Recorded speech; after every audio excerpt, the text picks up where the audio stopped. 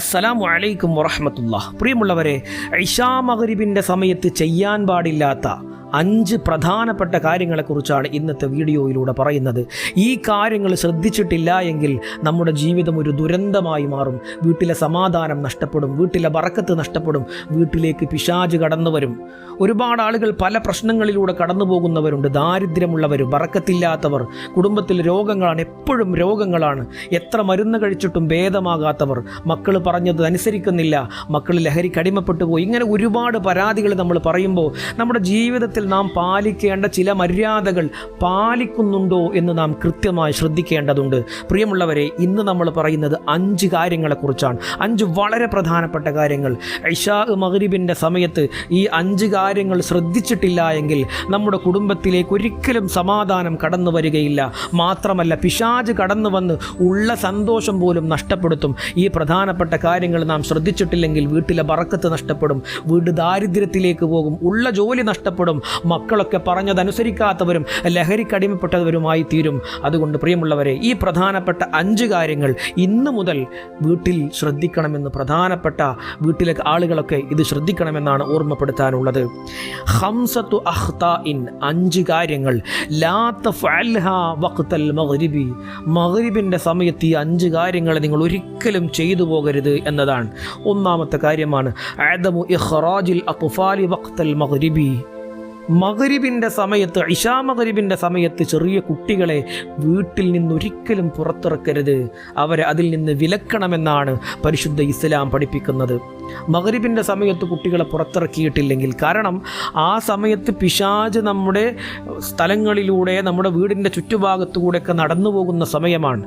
പിശാചിൻ്റെ ബാധയേൽക്കാൻ കാരണമാകുന്ന സമയമാണ്. ആ സമയത്തൊരിക്കലും നമ്മുടെ പ്രിയപ്പെട്ട മക്കളെ വീടിൻ്റെ പുറത്തേക്ക് അനാവശ്യമായി ഇറക്കി വിടരുത്. അയൽവാസികളുടെ വീട്ടിലേക്കാണെങ്കിലും അപ്പുറത്തുള്ള സ്വന്തം ബന്ധു വീട്ടിലേക്കാണെങ്കിൽ പോലും മക്കളെ ആ സമയത്ത് പുറത്തിറക്കരുത് എന്നതാണ്. ഇനി രണ്ടാമത്തെ കാര്യം, ഇത് ഖാലു ദവാബി ഖബലൽ മഗ്രിബി. മഗ്രിബ് ബാങ്ക് വിളിക്കുന്നതിൻ്റെ മുമ്പ്, അല്ലേ, മഗ്രിബ് ബാങ്ക് വിളിക്കുന്ന സമയം നമുക്ക് എല്ലാവർക്കും അറിയാം. അതിൻ്റെ മുമ്പ് തന്നെ വീട്ടിലുള്ള പശു, ആട്, കോഴികൾ, മറ്റുള്ള ജീവജാലങ്ങളെയൊക്കെ നമ്മൾ വളർത്തുന്നുണ്ടെങ്കിൽ അവയെ കൂട്ടിലടക്കണമെന്നതാണ്. മനുഷ്യരെ പോലെ തന്നെയാണ്, നമ്മുടെ സമ്പത്താണ്, നമ്മുടെ പ്രിയപ്പെട്ടതാണ് നമ്മുടെ വീട്ടിൽ വളർത്തുന്ന മൃഗങ്ങൾ. ഈ മൃഗങ്ങൾക്കും സുരക്ഷയേകൽ നമ്മുടെ ബാധ്യതയാണ്. നമ്മുടെ വീട്ടിലെ പശുവിനോ അല്ലെങ്കിൽ ആടിനോ അല്ലെങ്കിൽ കോഴിക്കോ ഏൽക്കുന്ന പിശാചിൻ്റെ ബാധയും നമ്മുടെ സമ്പത്തിനെയും നമ്മുടെ കുടുംബത്തെയും നമ്മുടെ സമാധാനത്തെയും ബാധിക്കുന്ന കാര്യങ്ങളാണ്. അതുകൊണ്ട് തന്നെ ആ ഇശാ മഗ്രിബിൻ്റെ മുമ്പ് തന്നെ വീട്ടിലെ മൃഗങ്ങളെ കൂട്ടിലേക്ക് അടക്കണം. ഇനി മൂന്നാമത്തെ കാര്യം, അൽ മുഹാഫദത്തു അലാ സ്വലാത്തിൽ മഗ്രിബി വൽ ഇശാഇ. ഏറ്റവും തിരക്ക് പിടിച്ച, എന്നാൽ നിസ്കാരം നഷ്ടപ്പെടാൻ സാധ്യതയുള്ള ഒരു സമയമാണ് ഇശാ മഗ്രിബിൻ്റെ നിസ്കാരം. പ്രത്യേകിച്ച് മഗ്രിബി വളരെ ചുരുങ്ങിയ സമയം മാത്രമാണ് മഗ്രിബി നിസ്കരിക്കാനുള്ളത്. ഒരുപാട് തിരക്കുള്ളവരുണ്ട്, യാത്ര ചെയ്യുന്നവർ, കച്ചവടമുള്ളവർ.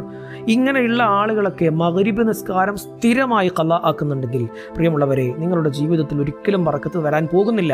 കാരണം ഹറാമായൊരു കാര്യം നിങ്ങൾ എല്ലാ ദിവസവും ചെയ്യാൻ, ആ ഹറാമായ കാര്യം ചെയ്തിട്ടാണ് നിങ്ങൾ ജോലി ചെയ്യുന്നത്. കഴിയാവുന്നത്രയും മഗ്രിബ് നിസ്കാരവും ഇശാ നിസ്കാരവും ഖളാ ആക്കാതെ കൃത്യമായി നിർവഹിക്കാൻ നിങ്ങൾ ശ്രദ്ധിക്കണം. അല്ലാഹു സുബ്ഹാനഹു വ തആല നമുക്കത് അങ്ങനെ നിസ്കരിക്കാനുള്ള ഭാഗ്യം നൽകട്ടെ. നമ്മുടെ ബർക്കത്ത് നഷ്ടപ്പെടാൻ ആ ഒരൊറ്റ കാരണം മതി. എത്ര ജോലി ചെയ്താലും നമുക്കൊരു സന്തോഷം ലഭിക്കുകയില്ല, നല്ല വരുമാനം ലഭിക്കുകയില്ല. ഇനി ഉണ്ടെങ്കിൽ തന്നെ ആ വരുമാനം കൊണ്ട് തൃപ്തിപ്പെടാൻ നമുക്ക് കഴിയില്ല. ഇനി നാലാമത്തെ കാര്യമാണ് ഇഗ്ലാഖുൽ അബ്വാബി വന്നവാഫിദി മഅ ദിക്രില്ലാഹ്. അല്ലാഹുവിനെ ഓർത്തുകൊണ്ട്, അല്ലാഹുവിൻ്റെ പേര് പറഞ്ഞുകൊണ്ട്, ബിസ്മി ചൊല്ലിക്കൊണ്ട് വീടിൻ്റെ വാതിൽ മഗ്രിബ് നിസ്കാരത്തിൻ്റെ ബാങ്ക് വിളിക്കുന്നതിന് മുമ്പ് തന്നെ അടച്ചിടണം. അത് വീടിൻ്റെ ഉള്ളിലേക്ക് പിശാച് വരാതിരിക്കാൻ വാതിലുകളും ജനലുകളും എന്തൊക്കെ മനാഫിദുകളാണോ, എന്തൊക്കെ ദ്വാരങ്ങളാണോ തുറന്നു കിടക്കുന്നത്, അതൊക്കെ കഴിവിൻ്റെ പരമാവധി അടക്കാൻ വേണ്ടി നമ്മൾ ശ്രമിക്കണം. അള്ളാഹു തൗഫീഖ് നൽകട്ടെ. അള്ളാഹു സുബ്ഹാനഹു വ തആല നമ്മുടെ ജീവിതത്തിൽ ഖൈറും ബറക്കത്തും നൽകി അനുഗ്രഹിക്കട്ടെ. ഇനി അഞ്ചാമത്തെ കാര്യമാണ് ഇഹ്യാഉൽ ബൈത്ത് ബിൽ ഖുർആനി വദ്ദിക്രി. ഇശാ മഗ്രിബിൻ്റെ ഇടയിൽ ഫോണിൽ കളിച്ചിരിക്കുകയല്ല. ഇശാ മഗ്രിബിൻ്റെ ഇടയിൽ വളരെ പ്രധാനപ്പെട്ട സമയമാണ്. ദിക്റുകളുടെ, സ്വലാത്തുകളുടെ, മൗലിദ് പാരായണത്തിൻ്റെ, കുടുംബങ്ങളൊക്കെ ഒരുമിച്ചിരുന്നു കൊണ്ട് ജമാഅത്ത് നിസ്കാരം നടത്തേണ്ട സമയമാണ്. വീട്ടിലുള്ള സ്ത്രീകളൊക്കെ ചെറിയ മക്കളെയൊക്കെ ഒരുമിച്ച് കൂട്ടിയിട്ട് ജമാഅത്ത് നിസ്കാരം, മഗ്രിബും ഇശാഉം ജമാഅത്തായിട്ട് നിസ്കരിക്കണം. അതുപോലെ വീട്ടിലുള്ള പുരുഷന്മാരൊക്കെ പള്ളിയിലേക്ക് പോയിട്ട് പള്ളിയിലെ നിസ്കാരത്തിൽ, ജമാഅത്ത് നിസ്കാരം നമസ്കാരത്തിൽ പങ്കെടുക്കണം. അപ്പോഴാണ് നമ്മുടെ ജീവിതത്തിൽ ബറക്കത്തുണ്ടാവുക. അപ്പോഴാണ് നമ്മുടെ കുടുംബത്തിൽ ഒരു ഇസ്ലാമികമായ അന്തരീക്ഷം ഉണ്ടാവുക. അപ്പോഴാണ് മനസമാധാനവും ബറക്കത്തും നമ്മുടെ വീട്ടിലേക്ക് കടന്നു വരിക. അള്ളാഹുവേ, സന്തോഷമുള്ള കുടുംബജീവിതം ഞങ്ങൾക്ക് നൽകണേ അല്ലാഹ്. അസ്സലാമു അലൈക്കും വറഹ്മത്തുള്ളാഹി വബറകാതുഹു.